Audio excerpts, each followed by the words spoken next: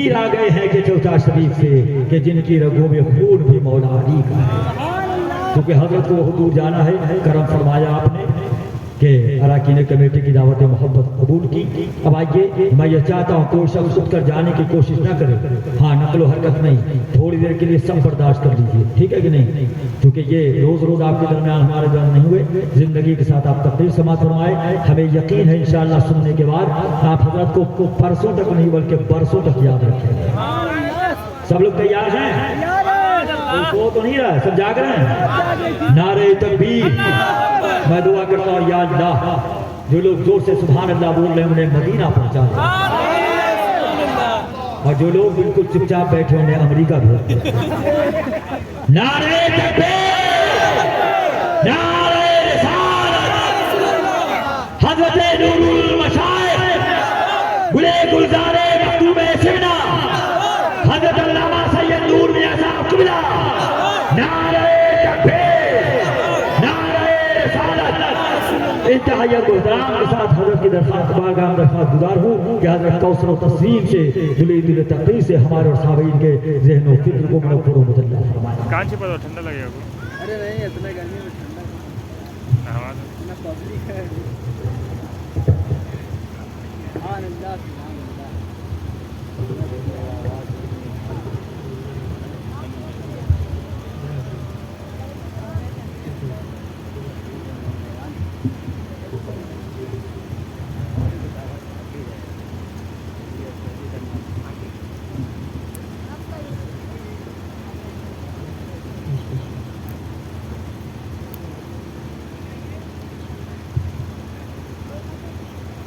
ممبر نور شریف کے جلوہ بار باوقار واجب الاحترام علماء کرام، بالخصوص ناظم اجلاس محمد رسول حضرت مولانا سید فیصل خالد صاحب قبلہ، دیگر مداحان خیر الانام، سامعین و سامعات، السلام علیکم ورحمۃ اللہ وبرکاتہ. الفاتحة إلى حضرة روح النبي الكريم له التحية والتسليم.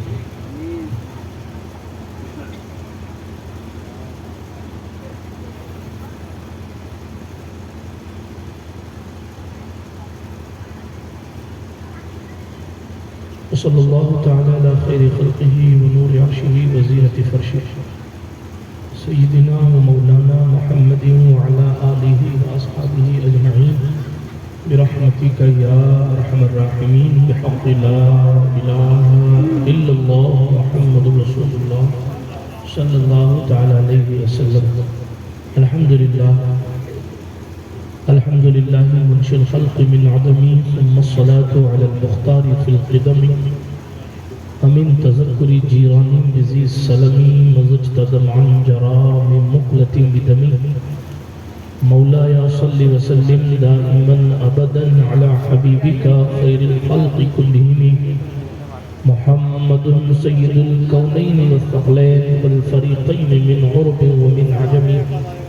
هو الحبيب الذي ترجى شفاعته لكل هول من الاهوال مقتحم. ثم الرضا عن ابي بكر وعن عمر وعن علي وعن عثمان ذي الكرم والآل والصحب، ثم التابعين لهم أهل التقى والنقى والحلم والكرم. يا ربي بالمصطفى بلغ مقاصدنا، يا ربي بالمصطفى بلغ مقاصدنا، يا ربي بالمصطفى بلغ مقاصدنا، واغفر لنا واغفر لنا واغفر لنا ما مضى يا واسع الكرم. أما بعد، فأعوذ بالله من الشيطان الرجيم. بسم الله الرحمن الرحيم.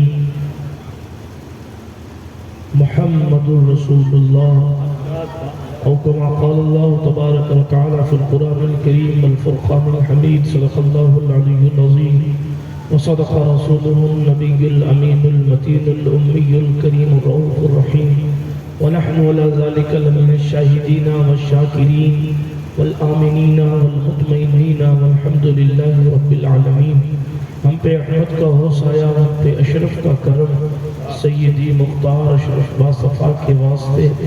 اے اشرف زمانہ زمانہ مدد نما، درہائے مستراز کلید کرم کشا، سرورا شاہ کریمہ دستگیرہ اشرفا، حرمت روح پیمبر ایک نظر کن سوئے ماں، معین الدین حسن عالم پناہ بسوئے ماں غریباں یک نگاہ، پیر پیران میرے میران شاہ جینا ہو سے پاک، ایک نظر داری برحالی ماں پریشان ہو سے پاک، لی خمسۃ نطفی بہا عر الوباء الحاطمہ، المصطفیٰ والمرتضی وابنہما والفاطمہ، بکار خیش حیرانم مغسنی یا رسول اللہ، پریشانم مغسنی یا رسول اللہ، ندارم جست ماوائے ندانم جست مل جائے، تو ہی خود ساز و سامانم مغسنی یا رسول اللہ، شہا بے کس نوازی کن طبیبہ چارہ سازی کن، مریض درد عصیانم مغسنی یا رسول اللہ، رضا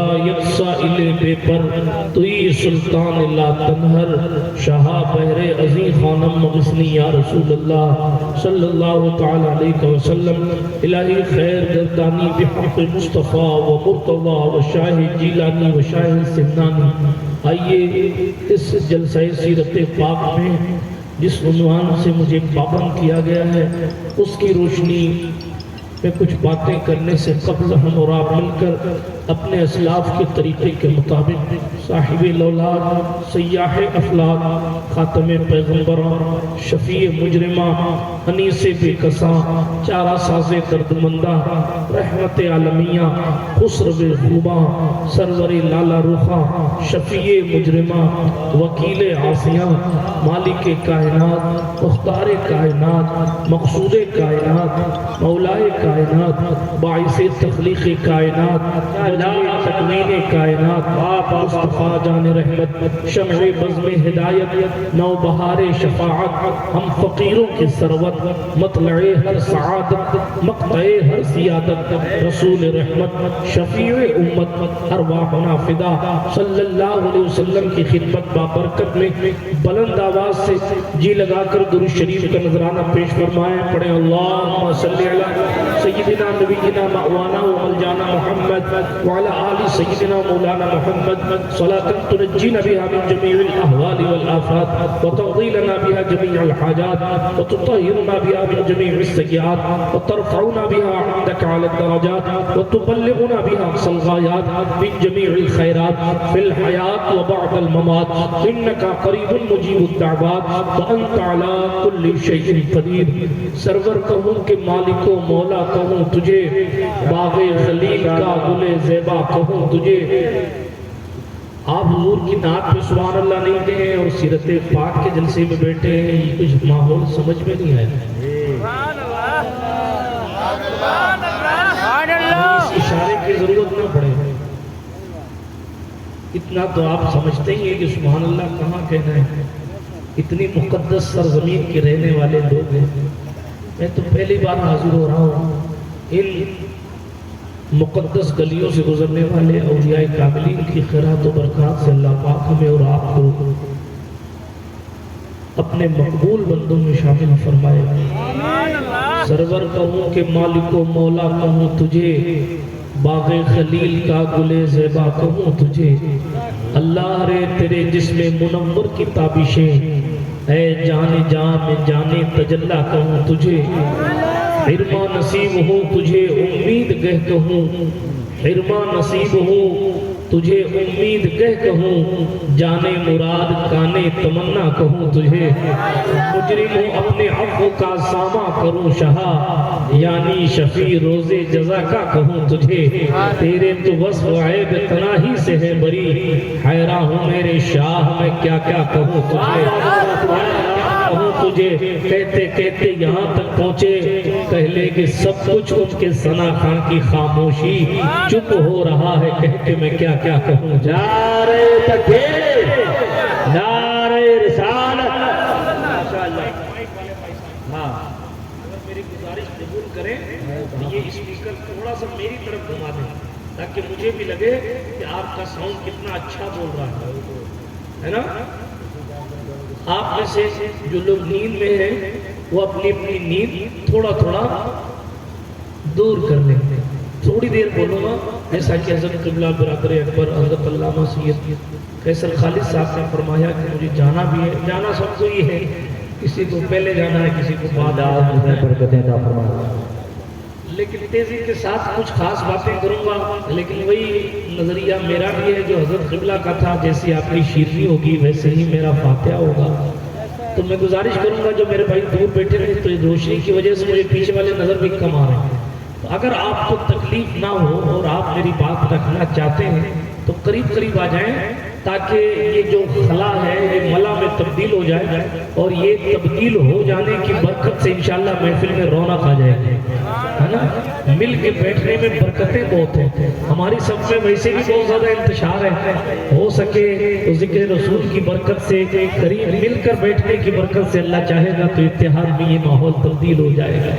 میں امام اہل سنت کا کلام پڑھ رہا تھا. انہوں نے لکھتے لکھتے بہت کچھ لکھا پوری حدائق بخشش لکھ ڈالی. لیکن کہا تیرے تو بس وحید تناہی سے ہیں بری، حیران ہوں میرے شاہ میں کیا کیا کہوں تجھے، کہہ لے کہ سب کچھ ان کے ثنا گاہ کی خاموشی.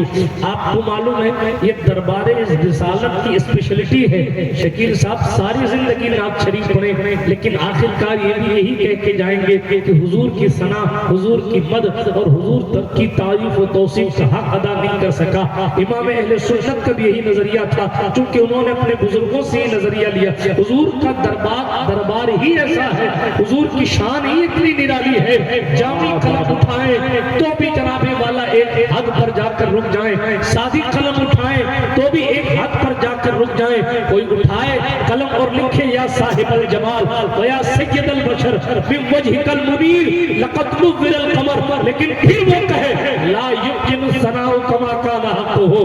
آپ کی تعریف یا رسول اللہ کما حقہ ممکن ہی نہیں ہے. قلم اٹھتا تو ضرور ہے، جس کو حضور اجازت دیتے ہیں حضور کی نعت لکھنے کے لیے قلم اٹھتا ہے، لیکن لکھتے لکھتے یہی پہنچتا ہے. اس بار جیسا مفکر کہتا ہے محمد سر وحدت ہے، کوئی رمز ان کی کیا جانے، شریعت میں تو بندہ ہے حقیقت میں.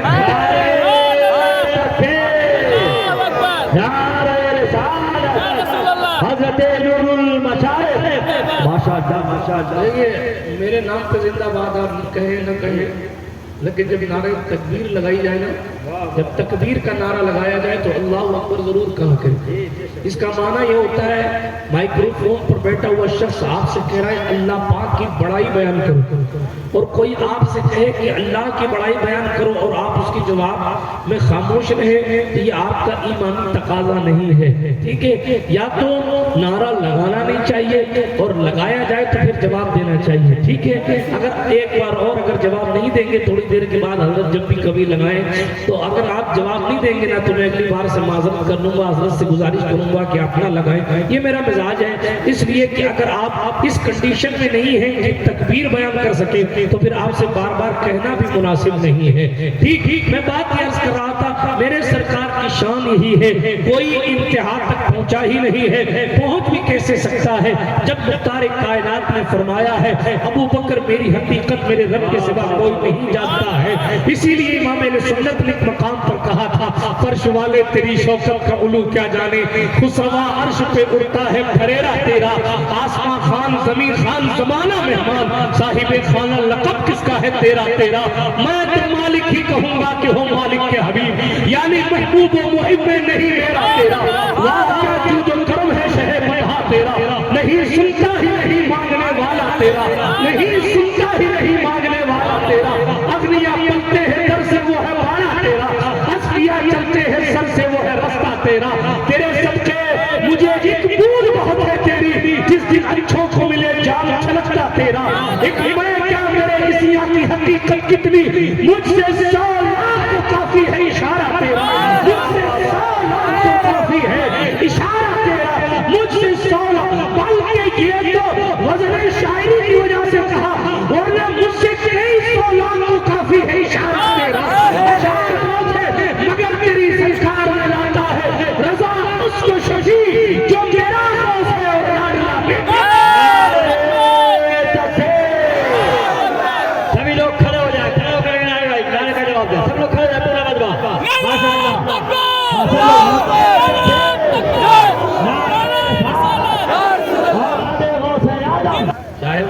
حسان بن ثابت کیوں نہ ہو خلقت مبرأ من کل عیب کأنک قد خلقت کما تشاء جو بھی قلم اٹھانے چونکہ سرکار کی شان ہی ایسی ہے تو کہنے لگے کہہ لے بھی سب کچھ ان کے ثنا خاں کی خاموشی چپ ہو رہا ہے کہہ کہ میں کیا کیا کہوں تجھے لیکن رضا نے ختم سخن اس پہ کر دیا خالق کا بندہ خلق کا آقا اللہ پاک کا احسان ہے کہ اس نے مجھے اور آپ کو اس محفل پاک میں بیٹھنے کی توفیق بخشی ہے یقیناً آپ 2-3 دن سے الگ الگ پھولوں کی خوشبو سونگ رہے ہیں اور کل بھی آپ کو کسی سے باتیں ظاہر ہے سننی ہی ہوں گی میں اپنی حاضری پیش کرنے کی جلدی سے کوشش کروں گا مجھے موضوع دیا گیا ہے ہجرت رسول صلی اللہ علیہ وآلہ وسلم اور اسلامی شوکت یہ موضوع اس موضوع سے مجھے پابند کیا گیا ہے میں گزارش کروں گا توجہ کے ساتھ آپ میری گفتگو کو سنیے گا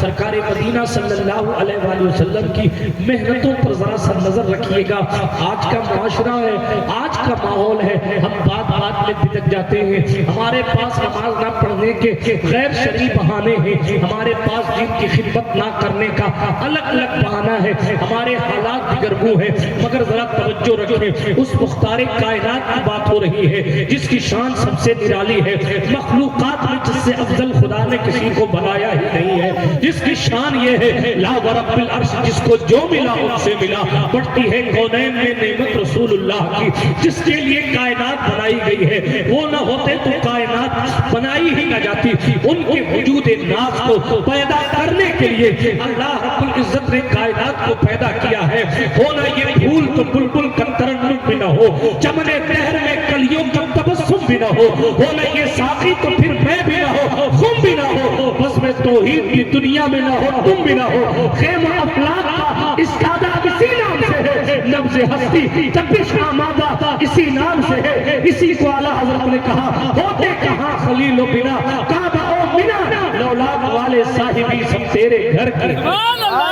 سبحان اللہ اللہ کے رسول صلی اللہ علیہ وآلہ وسلم کی تشریف آوری میلاد پر آپ میلاد کی باتیں سن چکے ہیں رحمت عالم صلی اللہ علیہ وسلم کی تشریف آوری کے بعد میرے اور آپ کے پیغمبر صلی اللہ علیہ وسلم نے 40 سال تک اپنے اخلاق اپنے کردار اپنے کیریکٹر سے اپنی وفا سے اپنی محبتوں سے اپنے پیار سے اپنی ایمانداری اپنی امانت داری سے اپنی صداقت سے اپنے وعدہ وفا کرنے والی مبارک عادت سے سب کے دلوں میں گھر فرما لیا تھا یہاں تک کہ سارے لوگ حضور رحمت للعالمین صلی اللہ علیہ وسلم کو محبت کی نگاہ سے دیکھتے تھے آپ نے سنا ہے آپ کو صادق الوعد امین کہا جاتا تھا لیکن اللہ رب العزت نے جس ڈیوٹی کے لیے ہمارے اور آپ کے پیغمبر کو بھیجا تھا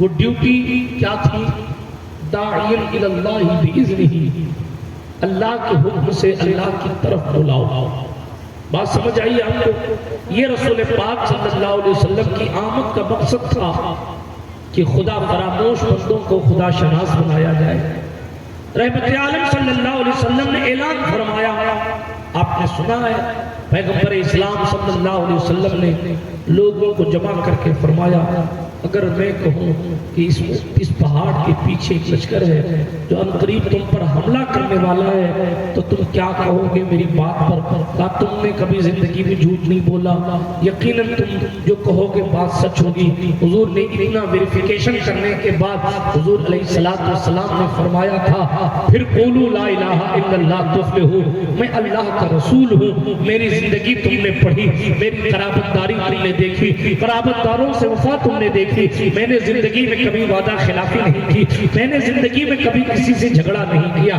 میں نے ساری زندگی غریبوں کا سہارا بن کر زندگی گزاری میں نے خود کمایا اور فقیروں کو کھلایا یہ حضور نے کہا نہیں حضور کی زندگی کہہ رہی ہے رحمت عالم صلی اللہ علیہ وآلہ وسلم نے فرمایا یہ سب کرنے کے بعد میں تمہیں بتاتا ہوں میں عام انسان نہیں ہوں میں اللہ کا رسول ہوں اور تمہیں ایک اللہ کی عبادت کی طرف بلاتا ہوں کہہ دو اللہ کے سوا کوئی عبادت کے لائق نہیں ہے تم کامیاب ہو جاؤ گے رحمت للعالمین نے اعلان کیا کیا آپ نے سنا اپنے پرائے تو پرائے اپنے بھی دشمن ہو گئے.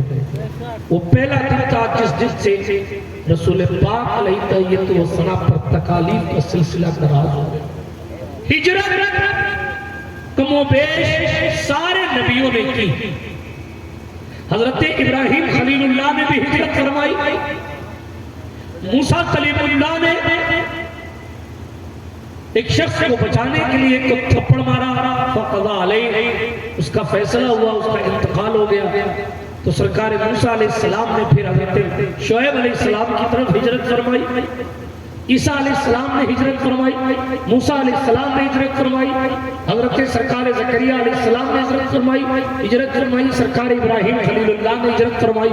حضرت یوسف علیہ السلام کی زندگی آپ سے بیت چکے ہیں.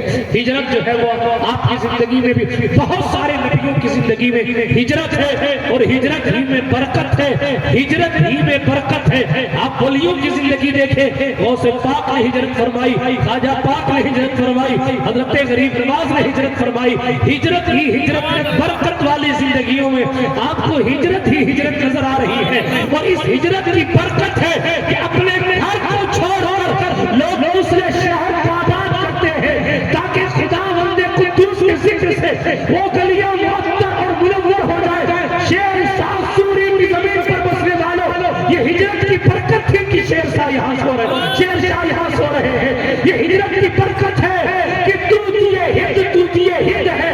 یہ ہجرت کی برکت ہے کہ آج آپ کا شہر چمک رہا ہے. لیکن تمام ہجرتوں کی محنتیں ایک طرف ہیں، محمد عربی کی قربانیاں ہیں. نعرہ تکبیر، نعرہ رسالت، عظمت مصطفیٰ. آ گئے جو کعبے سے مصطفیٰ مدینے میں، جانثاروں کا مجمع لگ گیا مدینے میں. مصطفیٰ کریم صلی اللہ علیہ وآلہ وسلم سے پہلے بھی نبیوں نے ہجرت فرمائی ہے، لیکن ابھی پیغمبر اسلام کو بڑے امتحانات دینے ہیں. اس لیے کہ منزل عشق میں تسلیم و رضا مشکل ہے. جن کے رتبے ہیں سوا ان کو سوا مشکل ہے. اعلان نبوت کے بعد مصطفیٰ اور ان کے اصحاب پر طرح طرح کی جو ہے وہ طرح کی مصیبتیں لائی گئی، طرح کے ظلم کے پہاڑ توڑے گئے. اگر تاریخ مکہ ایمانداری سے پڑھ لے اور دل میں ایمان کا ذرہ ہو تو وجود کام جاتا ہے، آنکھیں برسنے لگتی ہے. اگر آپ کو آج کی تاریخ میں کوئی تقریر کرنے سے روک دے تو آنکھیں بھر آتی ہیں کہ مجھے تقریر نہیں کرنے دی گئی، میرے جلسے کی پرمیشن نہیں ہوئی، مجھے نعت نہیں پڑھنے دی گئی، مجھے موقع پر مائک نہیں دیا گیا. مگر ذرا غور کریں، حضور سے وفا کرنے والوں کی زندگیاں، کسی نے حضور سے وفا کر دی تو لوگوں نے دشمنان دین کسی کے ہاتھ کاٹ لی، کسی کی انگلیاں توڑ دی، کسی کے بچوں کو بھوکا رلایا، کسی کے بچوں کے سامنے سے کھانا اٹھا کر دوسروں کو کھلایا گیا، لیکن ان بچوں کو نہیں کھلایا گیا. اللہ اکبر. کیوں؟ اس لیے کہ انہوں نے رحمت للعالمین صلی اللہ علیہ وسلم سے وفا کر لی ہے، جس کے لیے کائنات بنائی گئی. سے سلام والوں ذرا دیکھیں تو صحیح، خانہ کعبہ کے سائے میں وہ پیغمبر اسلام کی تشریف آوری ہے، اور وہاں جناب والا ایسے دشمن بھی ہے جنہوں نے حضور رحمت للعالمین صلی اللہ علیہ وسلم کے مبارک گلے میں پھندا ڈال کر حضور کی سانس روکنے کی بھی کوشش کی ہے. اللہ اکبر. قرآن کہتا ہے یریدون ان یطفئوا نور اللہ بافواہہم، یہ اللہ کے نور کو اپنے منہ سے پھونکوں سے بجھانا چاہتے ہیں. مگر ذرا دیکھیں تو صحیح، کہیں ناز اٹھائے جاتے ہیں تو ملک الموت اجازت کے بغیر اجرے میں نہیں آتا، اور کہیں معاملہ یہ ہے کہ گلے میں رسی ڈال کر حضور رحمت للعالمین صلی اللہ علیہ وآلہ وسلم کو اللہ پر موت کے گھاٹ اتارنے کی ناپاک کوشش کی جا رہی ہے. اور کبھی صدیق اکبر یا سیدہ زہرا سلام اللہ علیہا وعلی ابیہا کثیرا تشریف لا کر اپنے بابا جان کے دشمنوں سے بابا جان کو دور کرتی ہے. برادران ملت اسلامیہ، یہ رحمت عالم کی محنتیں ہیں. اونٹ کتنی بھاری بھرکم چیز کا نام ہے، کتنے بڑے جانور کو اونٹ کہتے ہیں، اور اس اونٹ کی اوجڑی لا کر حالت سجدہ میں پیغمبر اعظم کے پشت انور پر رکھی جا رہی ہے، اور اس کے باوجود بھی رحمت للعالمین محنتیں کیے جا رہے ہیں. حالات کتنے خستہ ہوئے. اللہ اکبر. علماء سے پوچھ پوچھیں مصطفیٰ جان رحمت علیہ تحیت و ثنا کی صحابیہ ہیں حضرت سمیہ اسلام کی پہلی شہید خاتون ہے آپ اور اپنے دھڑکتے دل پر ہاتھ رکھ کر غور فرمائے ذرا سوچیں کیا وہ لوگ ہیں جن کے پاس کھانے کے لیے روٹیاں نہیں تھی جن کے پاس پہننے کے لیے کپڑے نہیں تھے جو ایک چادر میں مہینوں گزارتے تھے جن کے پاس جناب والا کوئی ایسا مال نہیں ہے جس کے بیس اور بنیاد وہ اپنی زندگی گزار سکے اگر ان کے پاس کوئی دولت ہے تو مصطفیٰ جان رحمت کی وفا کی دولت ہے حضور علیہ السلام سے عشق کی دولت ہے حضور علیہ السلام سے وفاداری کی دولت ہے ذرا میرے اسلامی رشتے کی مائیں بہنیں آج نماز پڑھنے کے لیے کہا جائے تو جناب یہ سوچتی ہے کہ نماز تو صرف جوانوں میں فرض ہے نوجوان سوچتے ہیں بوڑھوں پہ فرض ہے مسجدیں ویران ہیں مسجدیں مسیح خواہ ہے کہ نمازی نہ رہے یعنی وہ صاحب اوصاف حجازی نہ رہے مسجد تو پرانے شہر میں ایمان کی حرارت والوں نے من اپنا پرانا پاپی تھا برسوں میں نمازی بن نہ سکا افسوس اسلام تیرے چاہنے والے نہ رہے جس کا تو چاند تھا اب وہ حالے نہ رہے سار درد کا بہانہ بنا کر عبادتوں سے اپنا دامن کھینچ لینے والا ذرا دیکھو حضرت سمیہ ہے ابو جہل جیسا گندا کمینہ شخص ایک پیر میں رسی باندھ کر اونٹ کی ٹانگ میں رسی باندھ دیتا ہے اور دوسرے پیر میں سرکار سمیہ کے رسی باندھ کر دوسرے اونٹ کے پیر میں رسی باندھ دیتا ہے دو اونٹوں کے بیچ میں عمار بن یاسر کی ماں کو کھڑا لٹا دیا جاتا ہے اور پھر وہ بدبخت دونوں اونٹوں کو دوڑا کر مصطفیٰ کے وفاداروں کی بے گلی پر پہنچتا ہے آپ تصور کر سکتے ہیں آپ سوچ سکتے ہیں تو سوچئے ایک نازک صنف نازک ایک عورت ایک خاتون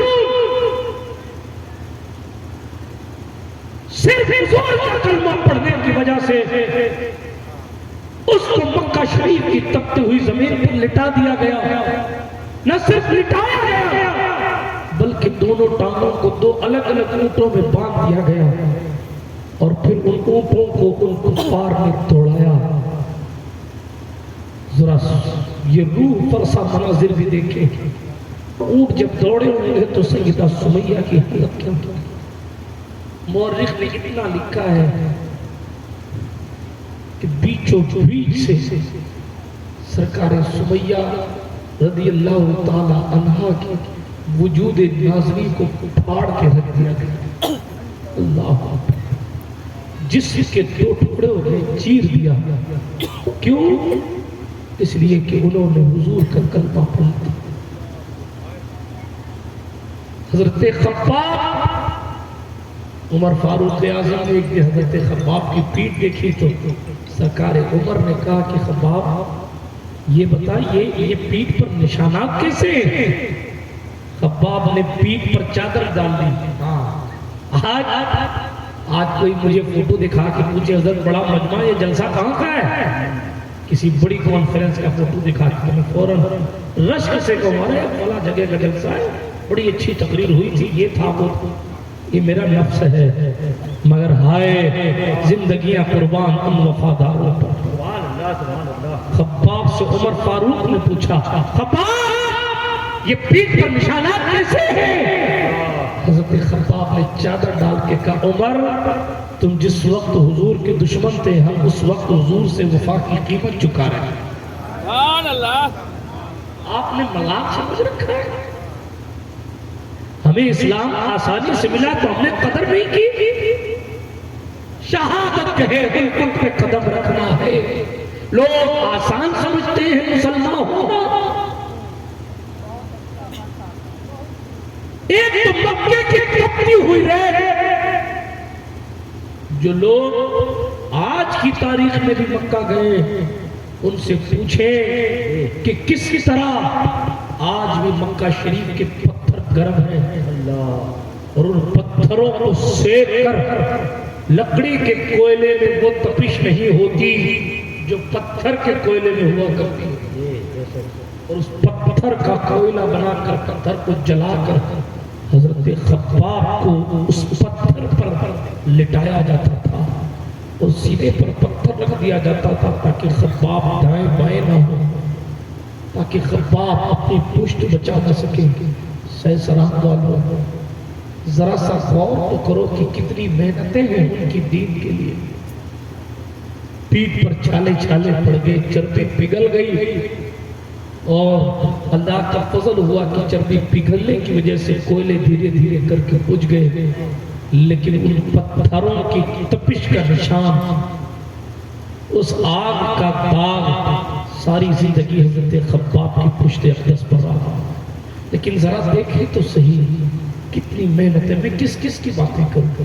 خود رحمت للعالمین صلی اللہ علیہ وسلم کو دیکھیں، آپ نے سوشل بائیکاٹ کیا گیا، 3 سال کم و بیش آپ سے کفار مکہ نے لین دین کو روک رکھا، شیب ابی طالب میں سالوں گزارے گئے، حضور سے، حضور کے رشتہ داروں سے لوگوں نے قطع تعلق کر لیا، کوئی ان کو کچھ دے گا نہیں، کوئی ان سے کچھ لے گا نہیں، یہ قانون پاس کر دیا گیا۔ حضرت سعد بن ابی وقاص کہتے ہیں جب ہم شیب ابی طالب میں تھے اس وقت ہمارے پاس کھانے کے لیے کچھ نہیں تھا، اور کھانے کے لیے کوئی کھانا لا بھی نہیں سکتا تھا، اگر ہوتا تو کوئی لاتا تو اس کو کفار مکہ سزا دیا کرتے تھے، سوشل بائیکاٹ اس کا بھی کیا جاتا تھا۔ مگر ذرا سوچ کے دیکھیں نا، ذرا غور کر کے دیکھیں، اس حال کو اپنے تصور میں لانے کی کوشش کریں۔ ایک پہاڑ کا دامن ہے اور خاندان مصطفیٰ پورا کا پورا اس پہاڑ کے دامن میں ہے، سیدہ زہرا کی عمر شریف چھوٹی ہے، جناب ابو طالب کی قیادت ہے، اور اسی لیے اس کو شیب ابی طالب کہا جاتا ہے۔ سعد بن ابی وقاص حضور کے خاندانی ہونے کی وجہ سے نہیں، حضور کے وفادار ہونے کی وجہ سے شیب ابی طالب کی مشکلیں جھیل رہے ہیں۔ اللہ اکبر، کہتے کھانے کے لیے ہمارے پاس کچھ نہیں تھا، حالت یہ تھی کہ چمڑا سوکھا دبا کر دیا ہوا سوکھا چمڑا، اس کو پیس کر ستو بنا کر اگر وہ مل جاتا تو پاک کیا ہوا چمڑا پیس کر ستو بنا کر پانی میں ڈال کر ہم پی کر اپنے بھوک کو مٹایا کرتے تھے۔ ساتھ نبی وقاص کہتے ہیں ہمارے اہل خاندان کے ہونٹ، میرے بچوں کے خاندان رسالت کے شہزادوں کے ہونٹ گھاس کی پتی، گھاس اور پتی کھانے کی وجہ سے ہونٹ موٹے ہو گئے تھے، ہرا پن آ گیا تھا۔ رسول رحمت صلی اللہ علیہ وسلم نے خود یہ محنتیں کر کے دکھائی۔ حالات اتنے سنگین ہوئے، باتیں بہت سی کی جا سکتی ہیں۔ حضور کی بیٹیوں کو طلاق دیا گیا صرف اس لیے کہ حضور نے لوگوں کو خدا کی طرف بلایا۔ صدیق اکبر کو اتنا مارا گیا کہ قریب تھا کہ آپ شہید ہو جاتے، کیوں؟ اس لیے کہ انہوں نے حضور سے وفا کی۔ حضرت علی کرم اللہ تعالی وجہ الکریم کا مذاق اڑایا جاتا، سرکار مولائے کائنات جب وفاداری مصطفیٰ کا اعلان کرتے تو لوگ ان کا مذاق اڑاتے تھے۔ میں حالات مکہ پر گفتگو کروں گا تو موضوع بدل جائے گا، لیکن صرف اتنا عرض کرتا ہوں، اتنی پریشانیوں کا سامنا رحمت عالم نے کیا، قدم قدم پر کانٹے بچھائے گئے، گالیاں دی گئی، جوانوں کا گول دوڑایا گیا۔ طائف کی مقدس سرزمین کی طرف رحمت للعالمین صلی اللہ علیہ وسلم نے ہجرت فرمائی تاکہ شہر میں کام نہیں ہو رہا تو چلو طائف کی زمین پر کچھ کام کریں، لیکن آپ نے طائف کی سرزمین کے بھی قصے سن رکھے ہیں۔ صرف اتنا کہتا ہوں، میرے قریب مصطفیٰ صلی اللہ علیہ وآلہ وسلم کی خدمات پر زندگی قربان، جس کے لیے کائنات بنائی گئی، جس کے چاہنے سے خدا قبلہ بدل دیتا ہے، اس نے اپنے رب کی رضا کے لیے کتنی قربانیاں پیش کی۔ آج حضور صلی اللہ علیہ وسلم کی نالین شریف کا عکس ہم اور آپ اپنے امامے کے اوپر لگا کر اپنے وفادار ہونے کا ثبوت دیتے ہیں، مگر طائف کی زمین گواہ ہے کہ لوگوں نے آباد لڑکوں کو اس لیے تیار کیا تھا کہ حضور کے قدموں پر پتھر مارے۔ میرے مصطفیٰ ایک قدم اٹھاتے تو وہ پتھر اٹھا کے دوسری قدم پر مارتے تھے، حضور دوسرا قدم اٹھاتے تو وہ پتھر اٹھا کے پھر قدم پر مارتے میرے مصطفیٰ کے پائے اقدس سے خون نکل رہا ہے. حضور اگر بیٹھ جا رہے ہیں تو وہ طائف کے خنڈے آ کر حضور صلی اللہ علیہ وسلم کو کندھوں سے اٹھا کر پھر کھڑا کرتے ہیں اور پھر چلاتے ہیں اور پھر حضور رحمت للعالمین کے مبارک قدموں پر پتھر مارتے. حضور کے مبارک قدم سے خون اتنا نکل رہا ہے کہ نالین شریفین میں خون مصطفیٰ جم گیا اور حضور کے پائے خون سوکھ جانے کی وجہ سے حضور کے پیر مبارک نالین شریف میں چپک گئے. اتنی محنتیں، اتنی مشقتیں کس لیے؟ دین پھیلانے کے لیے. ہم اور آپ ٹھہر کے سوچیں کہ ہم نے اور آپ نے دین پھیلانے کے لیے کیا کیا. آج تو دور بدلا ہے. اس دور میں تو صحابہ چھپ کر حضور سے ملنے جاتے ہیں. اس دور میں مسلمان ہونے کے قصے پڑھے لوگوں کے، سیرت کی باتیں پڑھیں تو آپ کو پتا چلے. مولا کائنات جیسے لوگوں کو حضور سے ملانے کے لیے رات کی تاریکی میں اس دیوار کی پناہ اس دیوار کی پناہ لے کر جاتے اور فرماتے تھے کہ اگر کوئی پکڑ لے گا تو میں ایسا کرنے لگ جانا جیسا کہ تم دیوار کے کنارے کھڑے ہو کر استنجا کر رہے ہو تاکہ کسی کو شک نہ ہو کہ تم رحمت للعالمین کے پاس جاتے. ایک وہ دور تھا.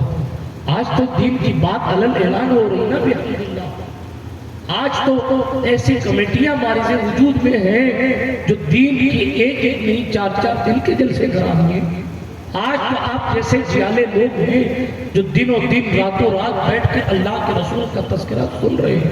آج تو ذکر کرنے والوں کے لوگ ناز اٹھاتے ہیں، فلائٹ سے بلاتے ہیں، اچھا دسترخوان لگاتے ہیں، سونے کا انتظام کرتے ہیں، چلنے کا انتظام کرتے ہیں. یہ کرتے ہیں کیوں؟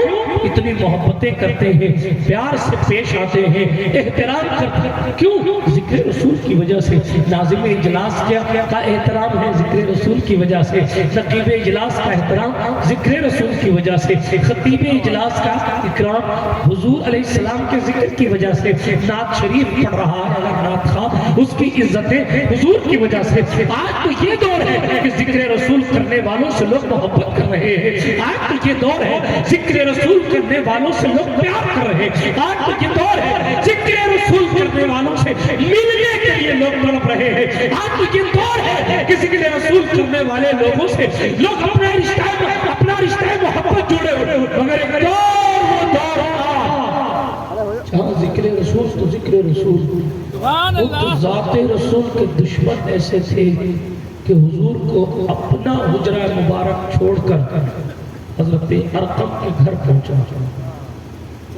صحابہ کہتے ہیں کہ حضور صلی اللہ علیہ وسلم آپ کی جان کے یہ لالے پڑے ہوئے ہیں، یہ آپ کی جان کے پیاسے ہیں. حالانکہ یہ سب کا تقاضۂ بشری تھا، ورنہ جس کے آنے سے پہلے جس کے آنے کی تقریر عیسیٰ اللہ کرتے ہوئے اس کی شان کیا ہوگی. وہ کہنے والے نے کہا تھا خلیل اللہ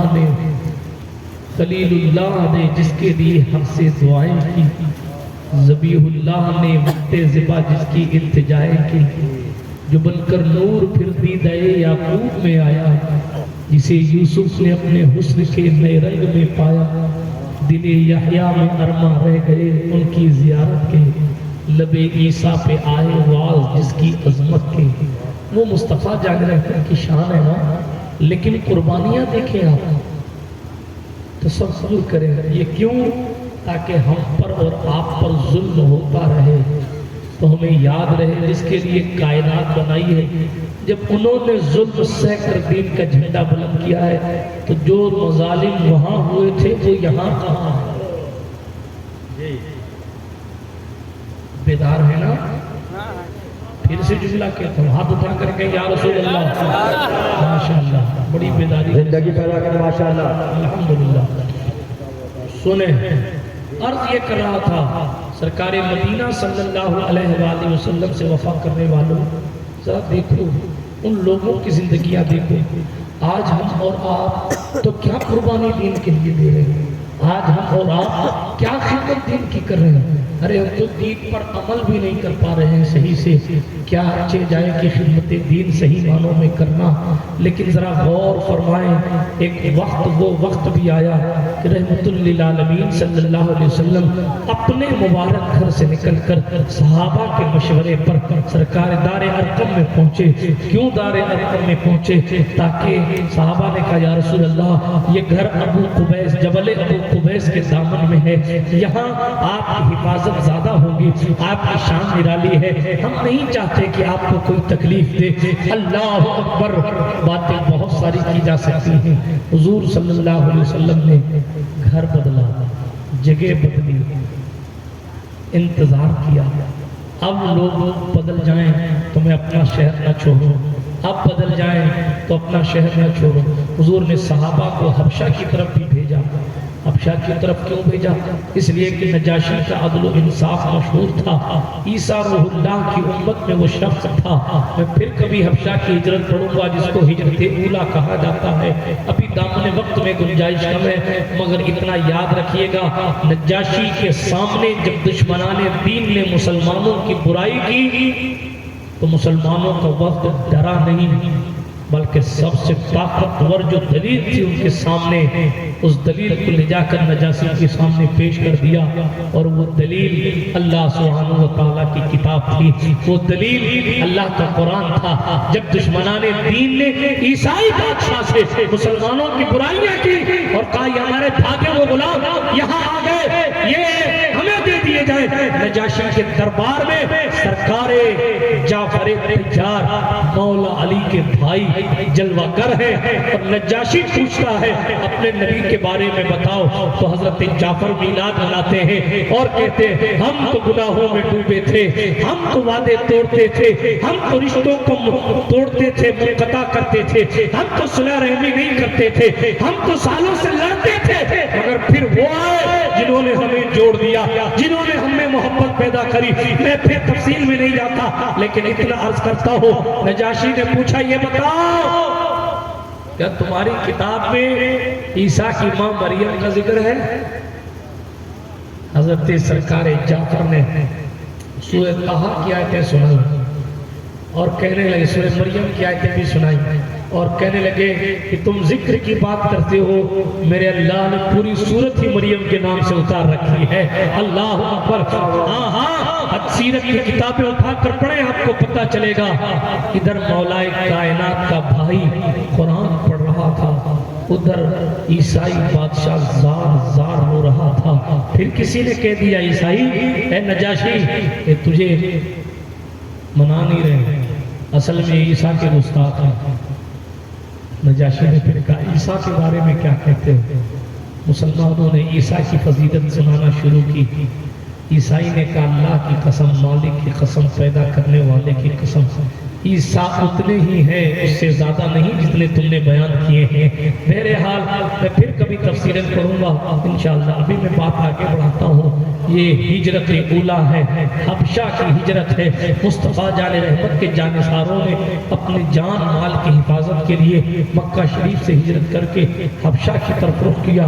بہرحال کچھ وہیں رہ گئے، کچھ واپس آئے، کچھ وہاں سے مدینہ آئے تھے، تفصیلات میں جانے کا وقت نہیں ہے، لیکن حضور انتظار کرتے رہے میری قوم تبدیل ہو جائے، میری قوم بدل جائے، اور آخر کار انتظار کرتے کرتے وہ دن بھی آیا کہ قدرت نے فرمایا محبوب آج کی رات ہجرت کر جاؤ۔ میں پہلے عرض کر چکا بہت سارے نبیوں نے ہجرت کی، میں پہلے عرض کر چکا ہجرت میں برکت ہے۔ غالباً حدیث شریف میں آیا ہے کہ ہجرت کرنے والے کو اللہ مال و دولت بھی عطا فرماتا ہے۔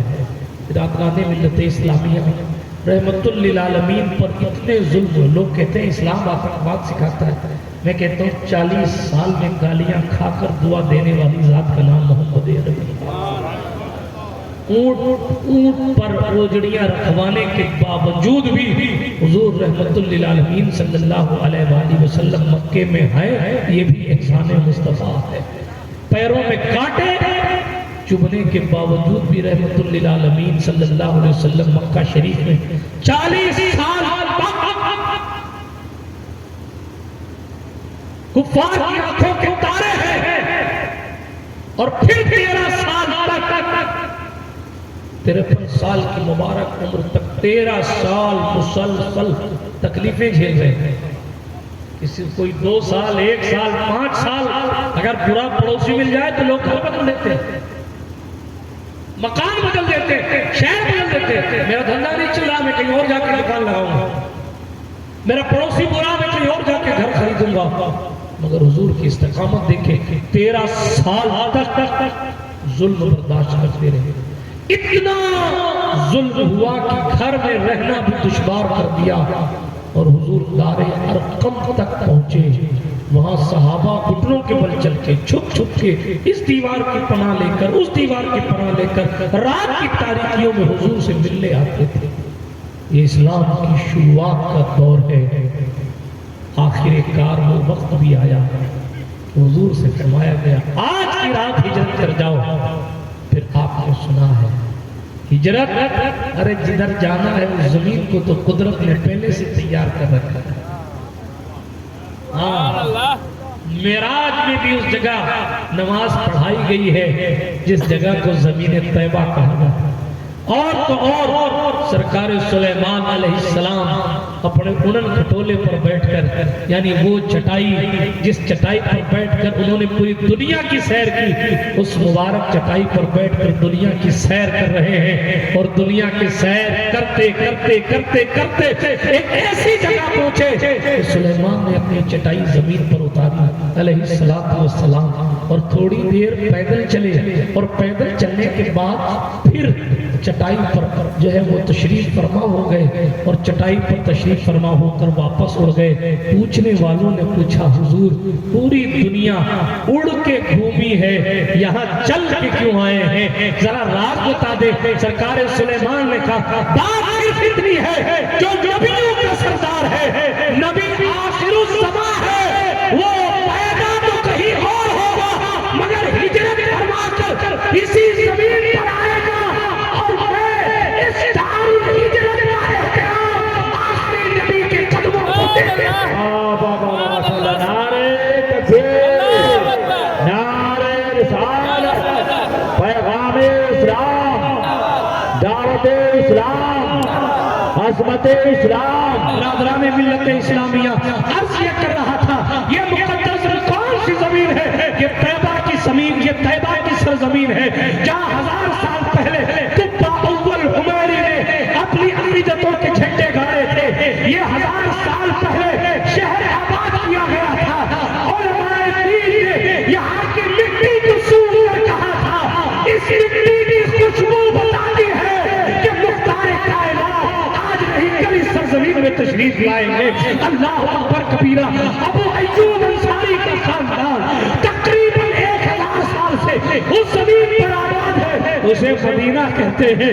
مدینہ مدینہ ہے، مدینے کی شان نرالی ہے. میرے اور آپ کے پیغمبر نے کہا اللہ مکے کو حرم ابراہیم خلیل نے بنایا تھا، مدینے کو حرم آمنہ کا محمد بنایا. یہ مدینہ ہے. ابھی حضور آئے نہیں ہے تو یثرب ہے، لیکن ذکر پہلے موجود ہے، ذکر پہلے سے موجود ہے، تذکرہ شہر کا پہلے سے موجود ہے. شان بے مثال ہے. رحمت عالم کو حکم ہوا جاؤ یثرب کی طرف ہجرت کرو. حضور رحمت للعالمین صلی اللہ علیہ وسلم کی شان آپ نے سن رکھی ہے. رات کی تاریکی میں حضور نے علی کو بلایا، حیدر کرار داماد احمد مختار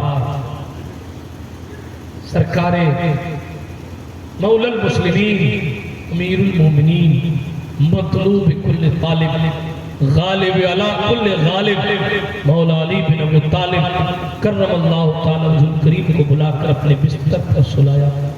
ادھر دار الندوہ میں پلاننگ ہو چکی ہے کہ آج محمد عربی کو معاذ اللہ قتل کر دینا ہے. دار الندوہ کہتے ہیں سرگوشی کرنے کی جگہ، میٹنگ ہال کو سمجھ رہے ہیں؟ ہاں میٹنگ ہال کو کہتے ہیں. ابلیس نے آ کے مشورہ دیا ہے کہ ایک ایک قبیلے سے ایک ایک شخص کو لے لو تاکہ اگر محمد کا خاندان قصاص بھی لینا چاہے تو کس کس قبیلے سے جھگڑا کرے گا؟ اس لیے ہر قبیلے سے ایک آدمی لے لو، 40 لوگ مل کے حضور کے گھر کا گھراؤ کر رہے ہیں تاکہ حضور کو شہید کیا جائے۔ حالانکہ حضور تو حضور ہے، حضور کے غلاموں کی شان یہ ہے کہ 90 لاکھ کو ناک کے نیچے بیٹھ کر کلمہ پڑھاتے ہیں۔ لوگوں کی کرسیاں ختم ہو گئیں، خواجہ کی حکومت آج تک سلامت ہے۔ اللہ اکبر۔ بات میں دور نہیں لے جانا چاہتا، دامن وقت میں گنجائش کم ہے، حالانکہ موضوع اتنا وسیع ہے کہ اس پر گھنٹوں بولا جائے۔ رحمت عالم صلی اللہ علیہ وسلم کے وفاداروں میں اور بھی کچھ بولتا، لیکن ظاہر ہے جو سیرت کمیٹی والوں نے حکم دیا ہے میں اسی پر اپنی گفتگو کرنے کی کوشش کروں گا تاکہ کسی کا حق ضائع نہ ہو، اس لیے کہ کسی اور کو بھی کچھ اور موضوع دیا گیا ہوگا تو کہیں ایسا نہ ہو کہ میں کوئی دوسرے کا موضوع بول جاؤں۔ اس لیے میں کوشش کروں گا کہ میں اپنی حد میں رہ کر بات کروں۔ تھوڑی دیر اور 15-20 منٹ بات کر کے اپنی گفتگو کو تیزی کے ساتھ ختم کرتا ہوں۔